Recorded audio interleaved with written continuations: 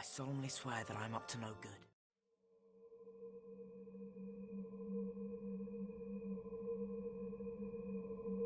We all know the familiar figure of a witch, pointed black hat, green skin, and water nose. However, this image did not appear in England until the 15th century. Magic as we know it now is primarily a female-orientated practice, but did you know that the majority of those who were tried for sorcery or dark magic were male?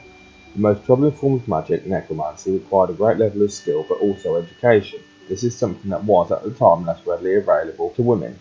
Necromancy was a branch of magic that saw the cleansing of the dead and making them perform feats of transportation or illusion, also asking them to reveal the secrets of the universe. Many of the books required for the craft of necromancy were primarily Latin translations, so anyone wanting to practice the craft would need to possess a good working knowledge of the language. Women were not implicated with witchcraft until the publication of Heinrich Kramer's Malleus Maleficarum in 1487.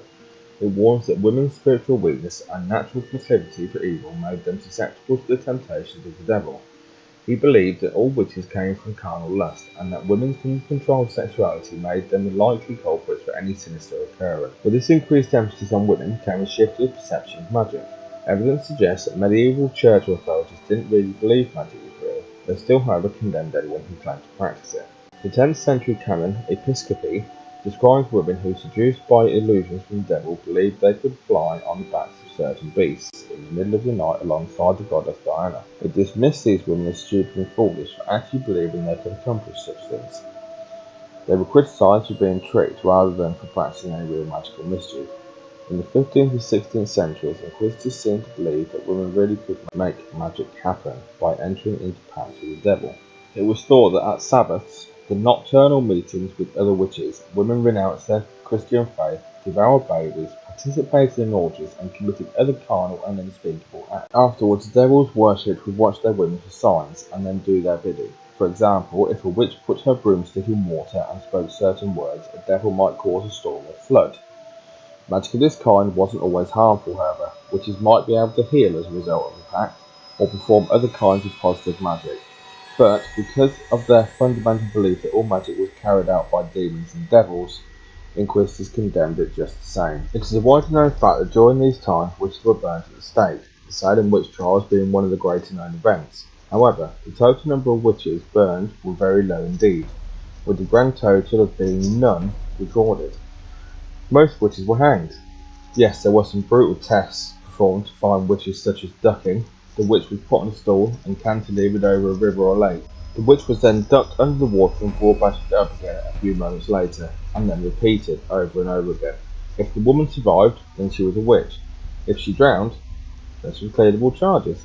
She may be dead, but at least she isn't a witch. Certain practices, which to us sound very much like magic, would have been classed as science or medicine in the Middle Ages. William of Auvergne, a 13th century French priest and bishop, certainly condemned most magic as superstition. However, he admitted that some works of natural magic should be viewed as a branch of science, as long as practitioners didn't use it for evil. They weren't doing anything criminal. Sealskin could quite happily be used as a charm to repel lightning. Vulture body parts could be used as a protective amulet. And gardens could get virgins to plant their olive trees without any anxiety. This was, after all, a scientific way of promoting their growth. A number of healing practices from the Middle Ages also sound very much like magic. A treatment for gout: take an owl and pluck it clean and open it. Clean it, unsalt it, put it in a new pot and cover it with a stone, and put it in an oven. Let it stand till it be burnt, and then stamp it with boar's grease and anoint the gout therewith. Sympathetic magic was another well-known technique. It used imitation to produce effective results. For example, liver of vulture might be prescribed as medicine for a patient suffering from liver complaints. Meanwhile, narrative charms hinged on the belief that telling a particular story could help channel healing power to the patient, were usually accompanied by a more medical application. Like a poultice, and religious elements were blended with the magical.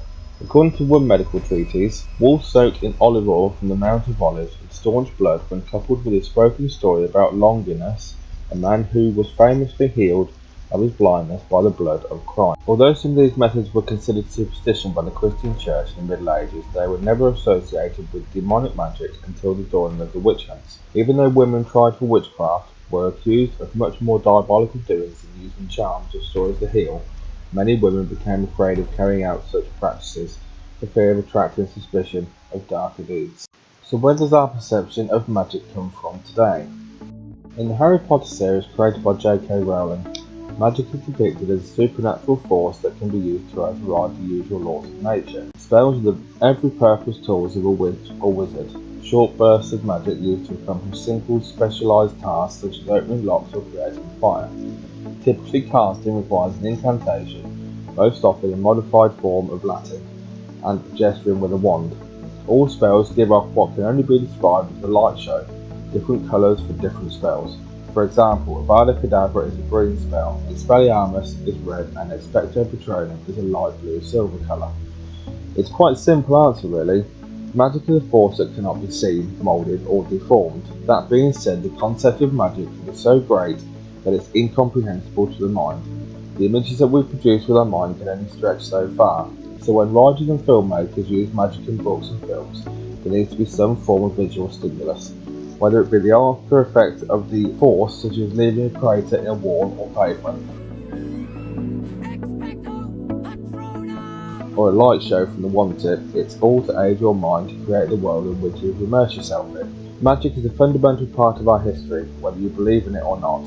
In some ways, we still practice magic. That reaction that you made last week in your chemistry class, was that not a form of potion making? Or that time when you made all those pins fly across the table towards you with a magnet, could that not be perceived as magic to someone who doesn't understand it? We're all witches and wizards in our own way. Thanks for watching.